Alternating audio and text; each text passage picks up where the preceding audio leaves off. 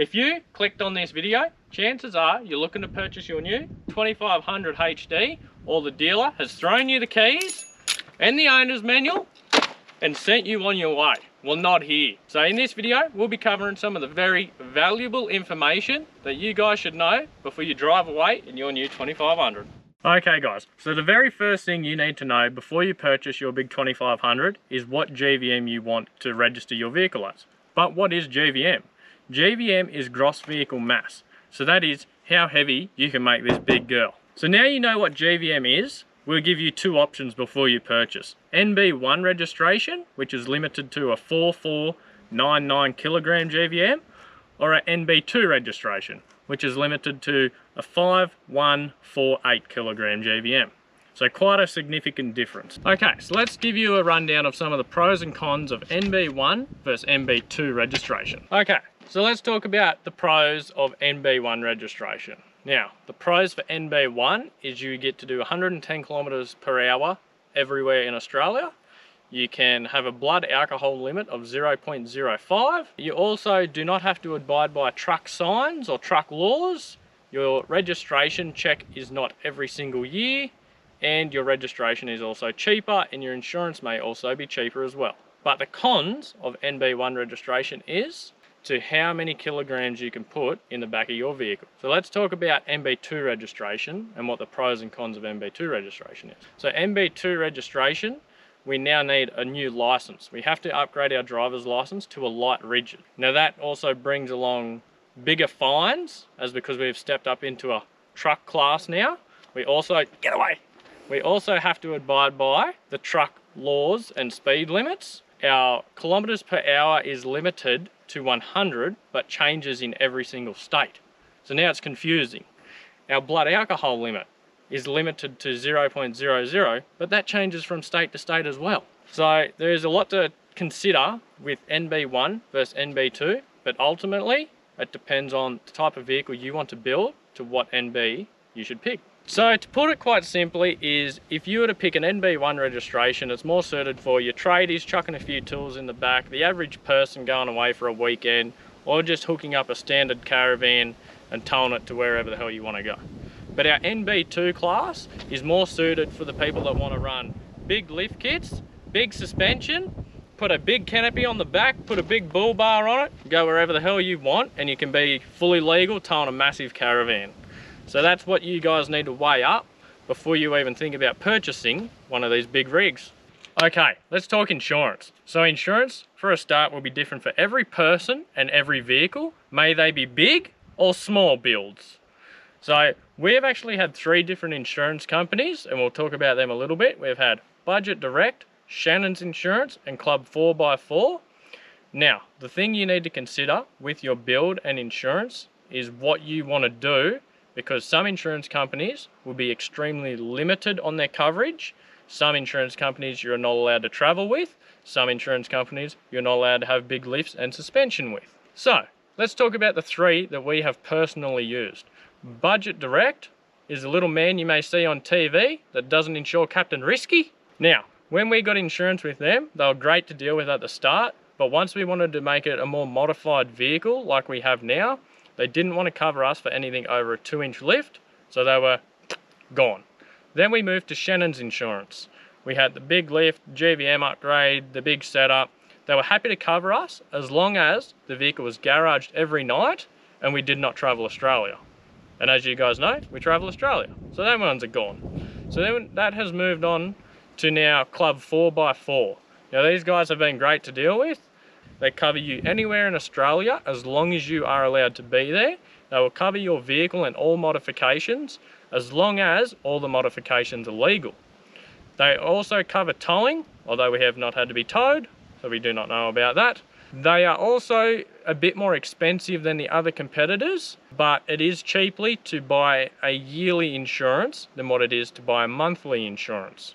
So keep in mind when you are searching around, whether it be you or a broker, yearly may be cheaper than monthly. So how expensive is our insurance? With quite a significant built vehicle and due to the modifications, our insurance with Club 4x4 is about $4,500 a year, down from 5.5 that it would have been if we paid it monthly. So it was $1,000 difference just for monthly insurance. And with Club 4x4, they also cover all of our modifications as we've had the GVM upgrade and the vehicle is engineered for what has been done to it. Now we have GVM and insurance sorted, what's next? We need to register the big girl, don't we?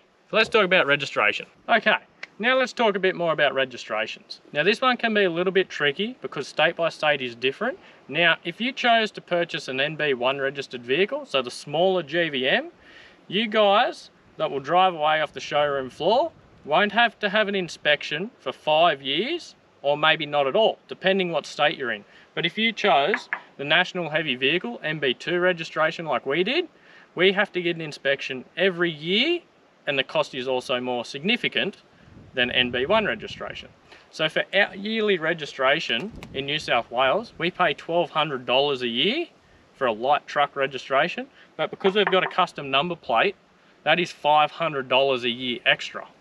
So New South Wales sucks for that. Go to Queensland. But if you go to Queensland, it's twice as much registration. Lose-lose. That's a lose-lose. So we have got some questions regarding registration and modifications, but we'll cover these in the Q&As at the end of the video. The next thing we need to talk about is what speed you can do in your state of registration. Now this changes for every damn state. So this one I'm going to need the book for. Don't mind our book of pages and pages of writing. There's a lot of research and development that went into this video. So state by state, speed limits.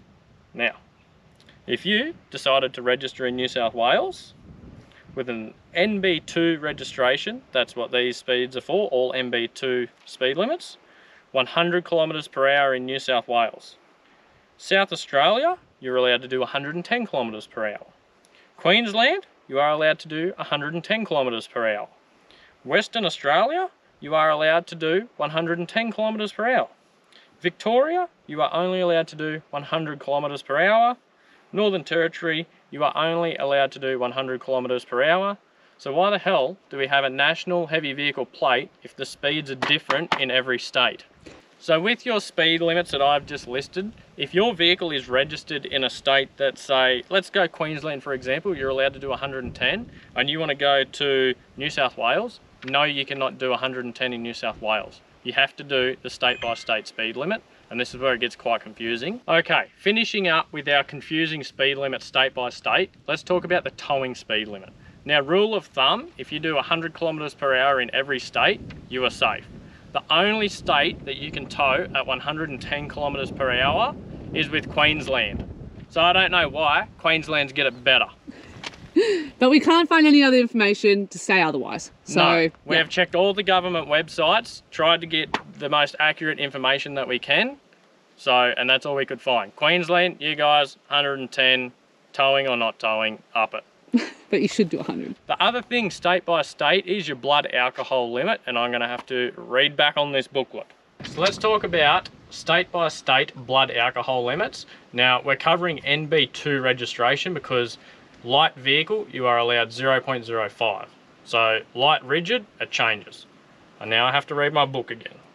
So the blood alcohol limit for state by state, starting off with New South Wales, is 0.05. Unless your GVM is greater than 13.9 tonne.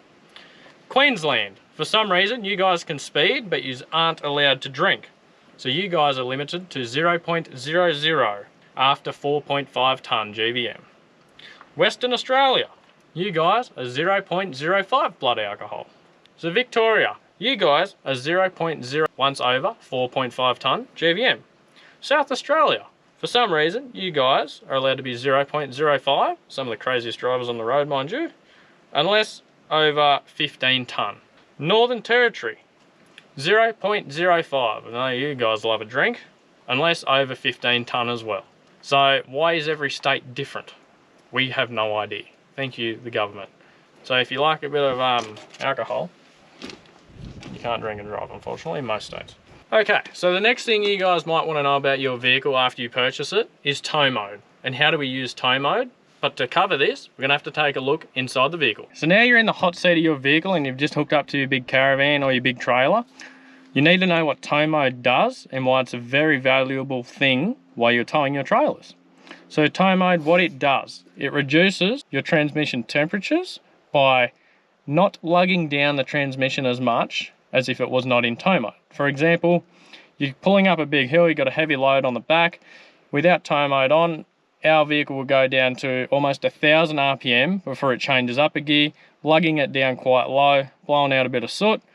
With tow mode now activated, it will change gears at about 14 to 1500 RPM. It will kick it back up a gear, keeping it in a much higher torque range and a lot less stress lugging it right down in the RPM. It will also help by staying in a direct gear instead of trying to drive in 6th gear, or for you newer people out there with the, for you people out there with the newer 10-speed transmissions, yours will be up a lot higher in the gears anyways.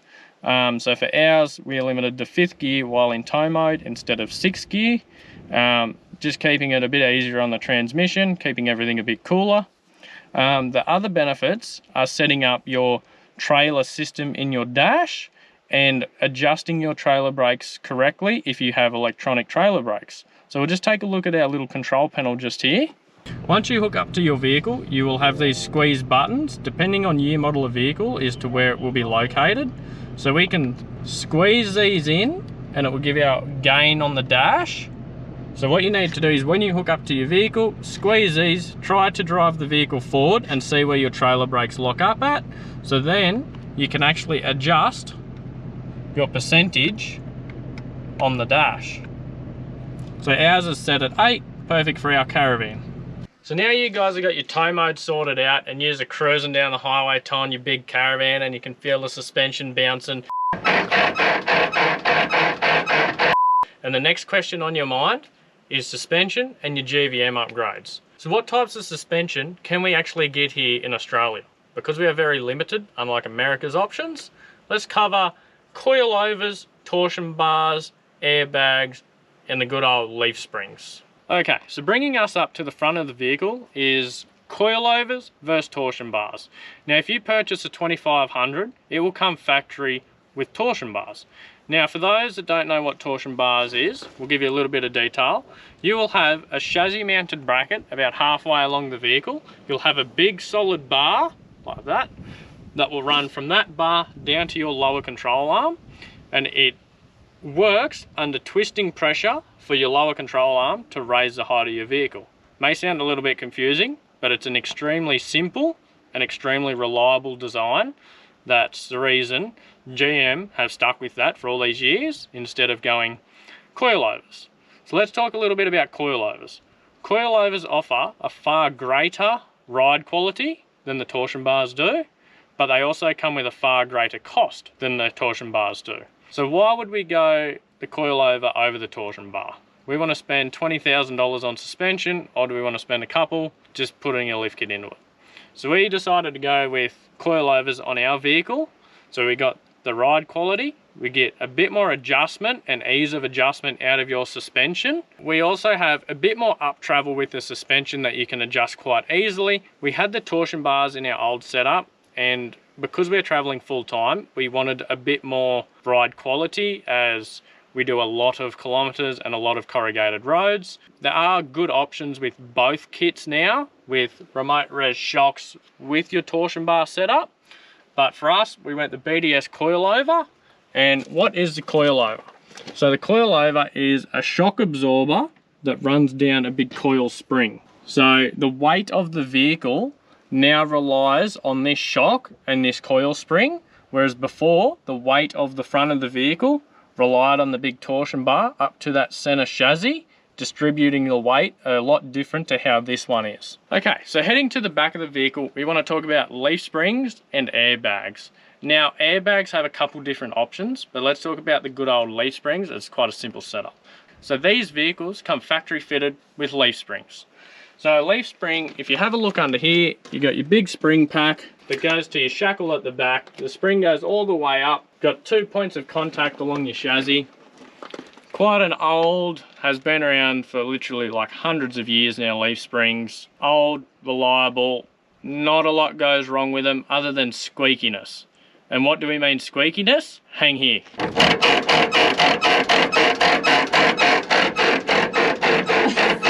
Why do we have squeakiness? Okay, so if you don't want squeakiness like we've got, you might want to change to a more comfortable option like airbags without the leaf springs. But first, we'll talk about airbags with leaf springs. So the option with an airbag with a leaf spring is we'll have our leaf spring just like we've shown, but there'll be an airbag mounted just here, pressing on your chassis. Now, I'm not a believer of a spring here with an airbag here. A lot of people may disagree after watching this video, but what does that create?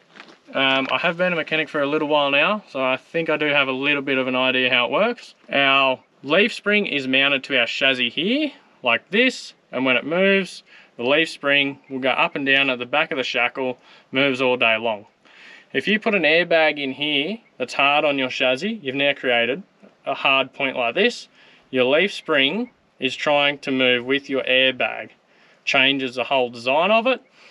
And we've seen in person quite a few chassis that have been bent by this design, because people will put 50 psi of pressure in their airbag, put the big canopy, because their leaf springs sag under the weight, they pump the hell out of their airbags, you hit a big bump, and now that chassis, the suspension and the axle always goes, well, most of the time will go straight up where that airbag is and go bang, bend the chassis. So we have parked beside people at Cape York with bent chassis. So be very careful with that option. Now, let's talk about full airbag setups. The airbag setups are a lot more complicated than just a good old classic leaf spring, but they do offer a better ride quality, but also an extremely big price tag. I have been tossing up the idea, is it worth actually getting airbags? For some small benefits like ride quality, and my wife is quite short. And why do I say this? Because with airbags, without the leaf springs and a full airbag setup and all the chassis bracing and brackets, this, I'm going to use this as a suspension. This arm is the airbag. You pull up to camp and you want to get into the fridge but somebody can't reach, you can let the pressure out, dropping the vehicle down like this. And then when you want to drive away, you flick the switch, pump them back up, there you go. The fridge, much easier to get into for short people. But the modifications that you need to do to fit the airbags are full chassis bracing brackets, pull out all your leaf springs, control arms. There's a lot involved and a lot of cost and time. So that's quite just a simple comparison of leaf springs and airbags. Hopefully I covered it enough. There is a lot more detail that goes into it, but it's just my rough guide for you people. Okay, so for those of you that are still interested in the leaf springs, how easy is it to change them so they can handle more weight? If you take your 2 leaf packs out, you can get them sent away and what's called resprung, and you can also fit additional leaves into your packs. Now for us, it was about $825, and that gives you a couple inches of lift in the spring, but it also gives you a far greater constant load.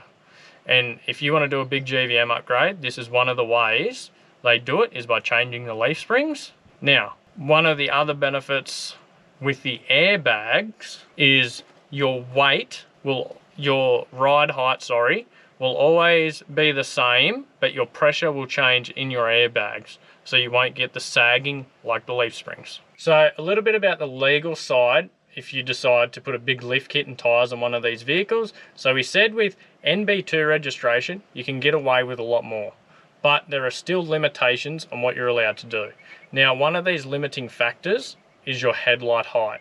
So NHVR, your national heavy vehicle, although your speed limits may be different, your headlight height is the same that I have found on the government website, which your low beam headlight is not allowed to be any higher than 1.4 meters from the ground. Now to give you a rough idea, let's go to the front of our vehicle so I can show you that height. So at the front of our vehicle, we have the old school Chevy. So we've got 2 headlights. This one here is actually our high beam headlight. So this one here is our low beam. So our low beam is higher, which measured to the center of our low beam is 1.35 meters. So we're just legal within the height limit. Now, different engineers you need to be very careful of, because some engineers won't take into consideration stuff like this. Our engineer was quite good. He measured the vehicle height, he measured the vehicle width, the weight, had to take multiple photos to do our GVM upgrade and make sure our vehicle was fully legal for the height it is. So now we know the maximum legal height that we can actually lift our vehicle up to. Let's take a look at the aftermarket GVM upgrades that are out there for sale. Okay, so there's quite a few different companies offering GVM upgrades. Anyone from Big Dog Builds, EC Off-Road, CTO Industries. There's multiple out there. If you type in on Google 2500 HD Chevy GVM upgrades, a long list of people that now do it will come up. So what different sizes are there? The standard GVM on a new 2025 model Silverado is around 5,148 kilograms, but the GVM upgrades can range from 5.6 tonne to 5.9 tonne, and I believe in the works is a 6.2 tonne GVM. So what are the differences with these kits other than the kilograms of weight that you're allowed to carry? Well, quite significantly, price difference is a big one, and what it actually takes to get your vehicle up to these specs.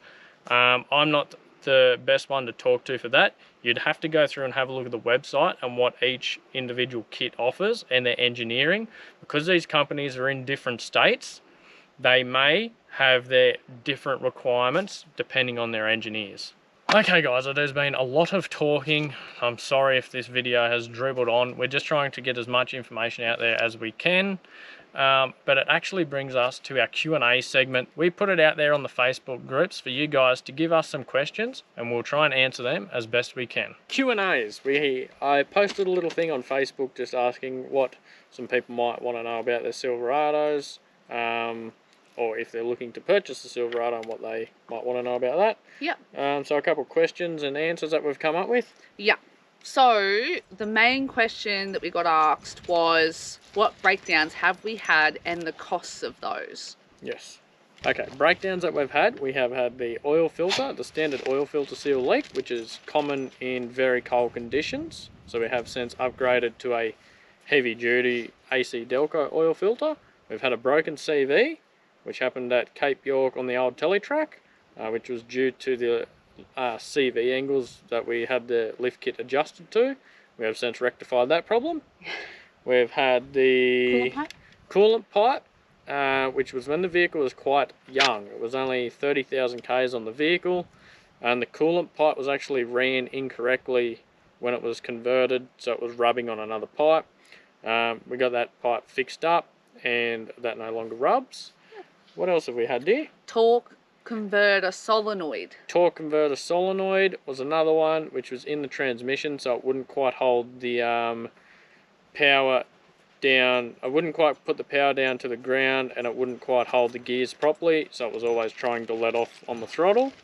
We also have had the rear diff pinion seal. That has leaked twice, and it was due to our diff breather insufficient size hose. So a lot of these problems are self-caused. issues that either Australia or we have touched. Yes, basically. The fuel tank breather? The fuel tank breather, that was caused by red dirt at Cape York. So I have since ran a longer fuel tank breather in a very easy spot to get to, so I can always just easily clean that one. I think that's about it. Also, we might add there, oh look, the next question is ties in with this one. Where do we get our parts from and how quick? Okay, parts is, there's quite a few different options. You can try Australia. How quick? That is as long as a piece of string. They will tell you months for your parts.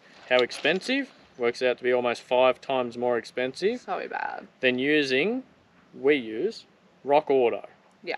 So Rock Auto is an American website. You can log in, create an account. It will already convert American dollars to Australian dollars. Generally takes 4 days to 8 days depending on the weight of the object. And if it's express. And yes, you can also get express freight, which is a bit quicker again. Next question, dear. Next question is fuel economy. Fuel economy. What sort of fuel economy do we get? The fuel economy that we get, mind you that the vehicle is about 5 tonne, our caravan is 4 tonne, 37-inch tyres, a little bit over 600 horsepower, and we average, while towing at 100 kilometres per hour, about 24 to 26 litres per 100. Just depends on how strong of a headwind you have, how many hills, you know, there's always variations with fuel economy. Without towing, just with the vehicle, we can see down to about 12 litres per 100. Pretty good. 14's about the average, but quite good for the size of the vehicle and the weight of the vehicle. Yeah, not too bad. Better than you think, actually. Yes. All right, the next question is basic maintenance. So general servicing and where the spare tyre is on the 2020 models and above, because a lot of people don't know where they are. Yep. And key and seat selection. Okay, so general servicing, normally just follow the service manual. If we do a bit more harder stuff and remote stuff, I check over the vehicle quite regularly, but there's nothing really, other than changing oil and greasing it, there's not really anything else that we do to it. No, I think spraying it, you know, with that wool wax once a year is good. Yes, we also spray our vehicle with the wool wax just because of the terrain that we go over. We'll sometimes wear the wax off the chassis. And with the sand and beach driving that we do quite often, and river crossings. Yeah. Well, you always check everything. Obviously, as a car, you should, if you drive every day and thousands of kilometres, you should just check over it. You know, spring. Yeah, always check the U-bolts on these vehicles, and just do like your general wheel nut tensions. So check the U-bolts quite frequently, and that's sort of it for general maintenance. With the key selection, with the keys and seat selection, sorry, a lot of people get confused about this. It's actually in the manual, it's quite easy. You cannot set your seat selection unless you have the right key. Yes. So you get 2 keys from the dealer. When you turn your car on, it'll say you are user 1. And so when you go to set your seat selection, set for number 1. If you use the second key and it comes up with you are user 2, set for user 2. It won't work if you're trying to set 2 for 1 or 1 for 2. Yes. If you understand. That does confuse a lot of people because they don't realise that each key is individual, and if you don't have the correct key, you will not be able to set your seat or mirror position. Yeah, but once it's set, you can use any key to start the vehicle and also put it into your preset selections. Yeah. Where the spare tyre is on the 2020 and above models. The spare tyre is located under the tub, but you will have your key fob, and your key fob will have a button on it that you'll have to pull the actual key out of the bottom, and around on the right hand side beside your number plate you'll have a key barrel. Your key will have to go in, twist to the left, pull it out, and then you can slide your tooling down in there, which is under the seat on the left hand side. Yep, and then you'll have to unhook your spare tyre and actually wind the tyre down because it's up under the tub. Yeah. But yes, you have to pull your key apart. It took us 20 minutes. It took me 20 minutes to figure out how to get the spare tyre down when we first did a 2023 model. I was stressed, and I thought this person probably thinks we have no idea what we're doing. But we know now, we've done like hundreds of them. Yeah. The next question is common issues with the Chevys and dealer support, or lack thereof. Okay, let's go dealer support first. That's a quicker one. Dealer support in Australia is terrible because a couple things. Our dealers in Australia are not actually GM like American dealers. The vehicles are built over there, sold over there. The dealers have access to everything over there. We have Australian, they're kind of like sub-dealers, I would call them. So they have little to no idea of what the large volume America see millions of these vehicles, and Australia see a very minute amount. And they just don't have the experience or the knowledge or the years of experience. Or the care factor, really. Like, they just don't care. Or the care factor. And they always use anything on your vehicle as a cop-out, not to claim warranty. Yeah. For example, the real quick example, there's a big 2500 Chev, pretty much had everything you could do to one. but the exhaust on the back of the turbo broke that mount, and they tried to blame it on the suspension that was fitted to the vehicle. And it's like, well, I think there needs to be something else looked at. Yeah. And it's like there's no investigation into the dealers also with their poor support. Like there's no one sort of saying, that's not right, mate, like you need to do something about this. And we've got some ambassadors that sort of just say, oh, we take the same risk. Well, that's not fair. You shouldn't say that, because you're promoting a $200,000 vehicle. We should be better supported in Australia. Yeah, we should be better supported. Yeah. But in going on to that, what are the common issues that we've seen over all the models that we've looked at? Common issues will always vary depending on what year model of vehicle you have. But from 2020 onwards, their problems are a lot more Australian related. So coming back to what is converted, you will see headlight problems, and that is due to the harness or the actual headlight being modified. The dash cluster, that your speedo and RPM blacking out, that is also converted from left hand to right hand with kilometres. The head unit itself, isn't it? Yep, the head unit not producing any sound. When you say the headlights dropping out, you mean not working or having faults? Side. Yes. Yeah, the whole side. Yep. Not the fact that, not the lights that we reconnect, the whole side drops out. Yeah, the whole headlight drops out. When a whole headlight drops out, it actually stops your door and mirror lights from working. It takes out the whole side of that car. Yeah, and it's random, happens randomly. Yes. The other problems that we've seen that are not so much Australian related is emissions faults. Very common with emissions faults. These vehicles are very sensitive with emissions. That's even in America too, that's not just Australia. Yeah, yep. And ever since they went to a lot of people might not like this part, but ever since they went to a 10-speed Allison transmission, valve body issues is a big problem, and rear wheel lockup that apparently there was meant to be a recall for. I'm not sure how that's going just yet. There was a steering wheel thing. There's been a couple of recalls. Power steering pipes blowing off from the conversion. That's an Australian one. And it's like everything Australia touched just ruined, because there's a million of these in America and they're all great, and then Australia touches them and wrecks them. And just has a few dramas. But yeah. So Australia are letting us down with these vehicles. And let's end the video with, why would you choose a vehicle like this? Well, we probably shouldn't have had common problems, and why would you choose a vehicle like this? Because now people are like, confliction. But sum it up, because look, we've had our ute for 6 years. No, it's 6 years. Our vehicle's 6 years old, but we've had it for 3 or 4 years now. I can't quite remember. Yeah. But we've done just under 100,000 Ks since we've owned it, because we got it second hand. Yeah. Why do you want one of these vehicles? The big reasons are GVM is much bigger than a lighter vehicle on the market, like your Land Cruisers, Nissan Patrols, MUXs, Isuzus. If you go up to a vehicle like this, you get a much bigger GVM, much bigger towing. You'll also find your fuel economy might even be better, if not it will always be better than a tiny little engine struggling all day long when you've got a big 6.6 litre V8. Yeah. Comfortability and creature comforts.